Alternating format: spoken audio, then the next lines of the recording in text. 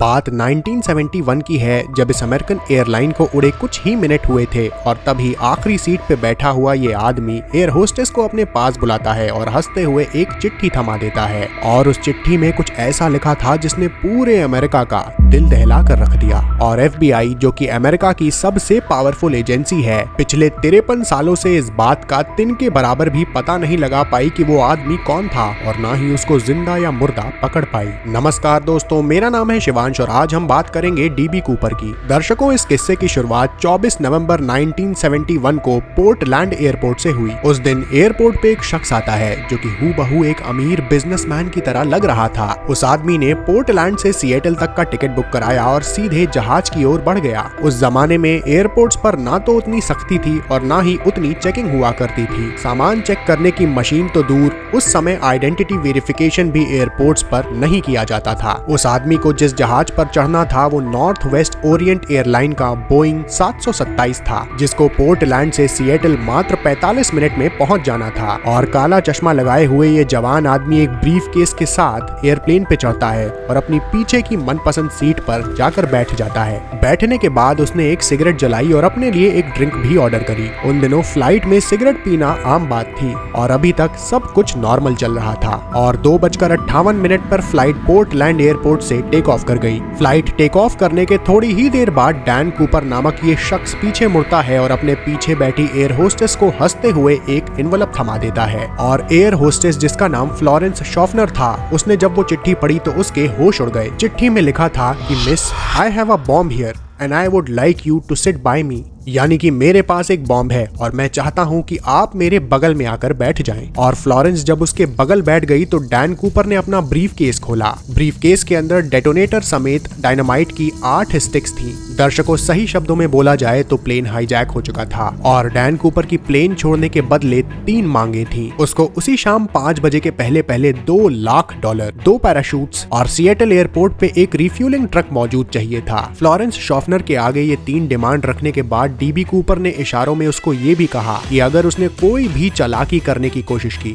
तो वो ये बॉम्ब फोड़ देगा। डैन कूपर और प्लेन क्रू के साथ साथ इस प्लेन पर 35 पैसेंजर और मौजूद थे, जिन्हें अभी तक इस बात का जर्रे बराबर भी इल्म नहीं था कि उनके सबसे पीछे वाली सीट पर ऐसा कोई वाकया हो रहा है। फ्लोरेंस शॉफनर अब डरते हुए कॉकपिट में जाती है और पायलट को सारा वाकया सुना देती है। और कुछ ही देर में पायलट और डैन कूपर के दरमियान बात करवाने के लिए एक दूसरी एयर होस्टेस, जिसका नाम टीना मकलॉ था, एक इंटरकॉम लेकर डैन कूपर के बगल बैठ जाती है। मैं आपको बता दूं कि ये अमेरिका की हिस्ट्री में होने वाला पहला प्लेन हाईजैक था जो कि पैसों के लिए किया गया था। और सभी यात्रियों की जान बचाने के लिए लोकल अथॉरिटी और FBI ने फैसला किया कि हाईजैकर की सारी डिमांड वो पूरी करेंगे, क्योंकि FBI और अथॉरिटीज को ये यकीन था कि डैन कूपर चलती प्लेन से कहीं भाग नहीं पाएगा और वो उसको पकड़ लेंगे। और जहाज, जिसको केवल 45 मिनट में सिएटल एयरपोर्ट पर पहुंच जाना था, वो अगले 1.5 घंटे तक एयरपोर्ट के इर्द गिर्द मंडराता रहा। और ताकि यात्री घबराए ना, इसलिए उनको ये बताया गया कि टेक्निकल इशू के कारण प्लेन का सिएटल एयरपोर्ट तक पहुंचना दुश्वार हो गया है। और इसी बीच सिएटल नेशनल बैंक से $20 के 10,000 नोटों का जुगाड़ किया गया और DB कूपर को पकड़ने में कोई भी चूक न रह जाए, इसलिए इन सारी नोटों का सीरियल नंबर भी नोट किया गया।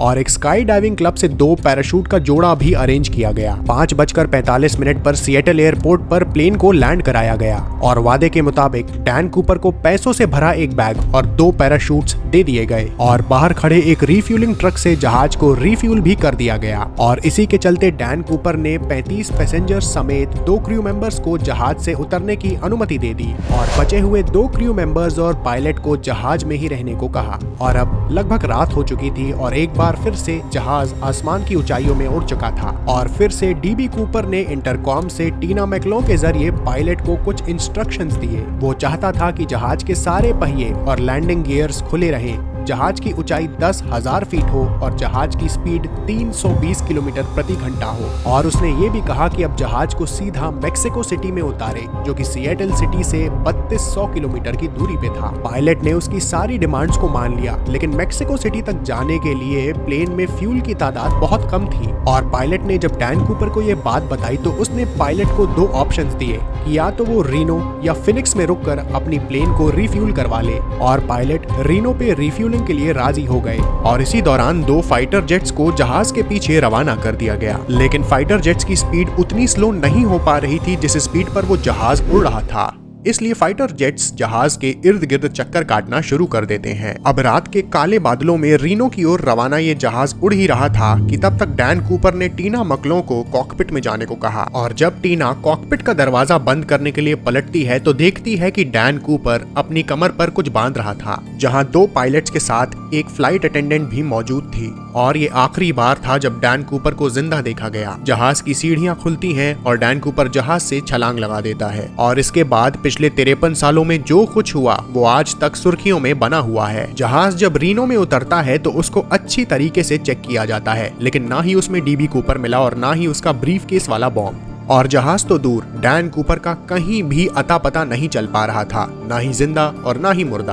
पूरा अमेरिका यही सोचता रह गया कि डैन कूपर आखिर कौन था और इतने शक्तिशाली मुल्क को धोखा देकर आखिर एक आम आदमी कैसे भाग गया। ये केस FBI का ऐसा केस है जो कि आज तक खुला हुआ है। टीना मैकलो ने डैन कूपर को जंप करते हुए नहीं देखा था, लेकिन क्योंकि प्लेन की स्टेयरकेस खुली हुई थी इसलिए ये बात तो तय थी कि डैन कूपर ने सिएटल से रीनो के बीच में ही कहीं प्लेन से छलांग लगाई है। FBI ने पूरे जहाज की छानबीन चालू करी, लेकिन बदकिस्मती से उनको केवल डैन कूपर की टाई, 8 सिगरेट बड्स और 2 में से 1 पैराशूट मिला जो कि डैन कूपर को दिया गया था। और यहाँ तक कि डैन कूपर की कोई भी तस्वीर किसी ने भी डर के मारे नहीं खींची थी। और डैन कूपर के हुलिये का स्केच तब बना जब पैसेंजर्स और कैबिन क्रू से इंटरव्यू लिया गया। और अब FBI को ये जानना था कि डैन कूपर ने किस पॉइंट पर रीनो और सिएटल के बीच में छलांग लगाई थी। और ये जानना ज्यादा मुश्किल नहीं था, क्योंकि जिस वक्त जहाज अपनी ये उड़ान भर रहा था उस वक्त वो ऑटो पायलट मोड पे था, यानी कि जहाज का पाथ पहले से ही निर्धारित था और डैन कूपर ने पहले से ही जहाज की हाइट और स्पीड को निर्धारित कर रखा था। और साथ ही साथ फ्लाइट में मौजूद रिकॉर्डर से पता लगा कि फ्लाइट की स्टेयरकेस ठीक 8:10 पर रात में खोली गई थी। और इन्हीं तमाम जानकारियों की मदद से डैन कूपर के छलांग लगाने का एक सर्च एरिया निर्धारित किया गया। ये एरिया 45 किलोमीटर स्क्वायर का था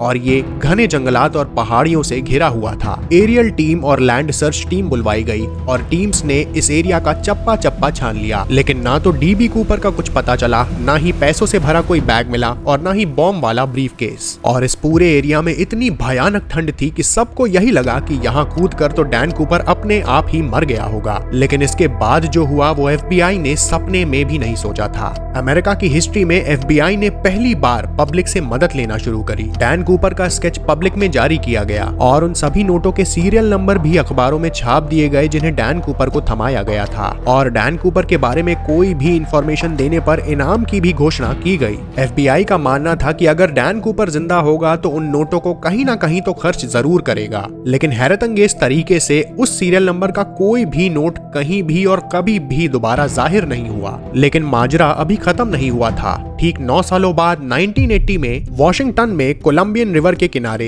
एक टीना बार नाम की बीच मौजूद है। यहाँ एक बच्चा अपने पेरेंट्स के साथ खेल रहा था और खेलते खेलते उसको अचानक से नोटों की 3 गड्डियां दिखाई देती हैं और ये नोटें $20 की थी, जिनकी कुल कीमत $5,800 थी। और ये नोटें उठाकर बच्चे के पेरेंट्स सीधा FBI के पास गए और खुशकिस्मती से इन नोटों के सीरियल नंबर उन नोटों से मिल गए जो कि डैन कूपर को दी गई थी। और 9 सालों में ये पहला सबूत था जो कि डैन कूपर केस में पाया गया था। लेकिन इस सबूत ने केस को सुलझाने के बजाय और ज्यादा फंसा दिया, क्योंकि जिस 45 किलोमीटर स्क्वायर के एरिया में FBI ने खोजबीन करवाई थी उस एरिया से ये एरिया 27 किलोमीटर की दूरी पे था। इस चीज को समझाने के लिए सबसे पहले ये एंगल दिया गया कि ये पैसे डैन कूपर से लुइस रिवर में गिरे होंगे और फिर वहां से बहते हुए 27 किलोमीटर दूर कोलंबियन रिवर में आ गए होंगे। लेकिन गौर करने पर यह पता चला कि कोलंबियन रिवर तो ऑपोजिट डायरेक्शन में बहती है, इसलिए किसी भी सूरत में लुइस रिवर से कोलंबियन रिवर ये पैसे बहकर नहीं आ सकते। और अब FBI के लिए ये मामला सुलझने के बजाय और ज्यादा उलझता चला जा रहा था।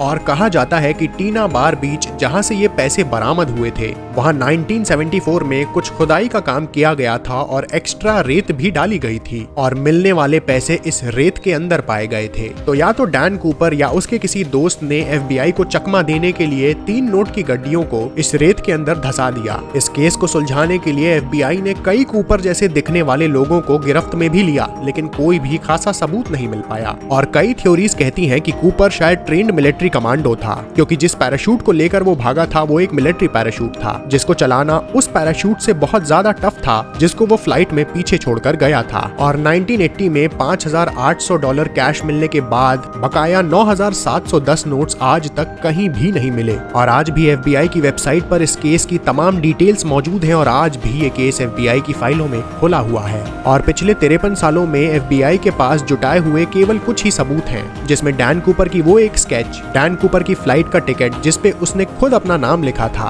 और डैन कूपर की छूटी हुई टाई जिसपे क्लिप इस तरीके से लगी थी, जो कि बताती है कि डैन कूपर लेफ्ट हैंडेड था। उम्मीद है आपको हमारी ये वीडियो पसंद आई होगी। मिलते हैं अगली ऐसी ही बेहतरीन वीडियो के साथ। धन्यवाद।